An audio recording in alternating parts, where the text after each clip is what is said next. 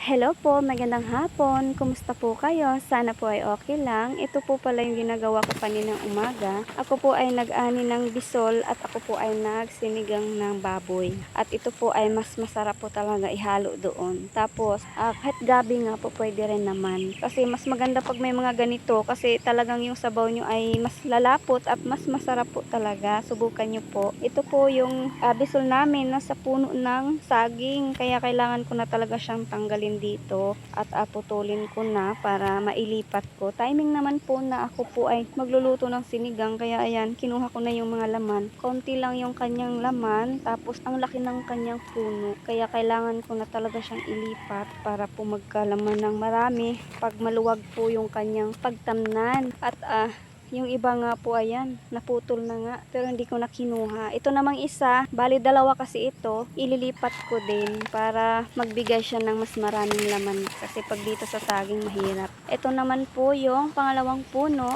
Ito din ay itatanim ko rin ulit kasi medyo namatay po yung kanyang mga dahon dito sa taas na tuyot kasi hindi masyadong maganda yung kanyang pwesto dito banda. Kaya ililipat po siya.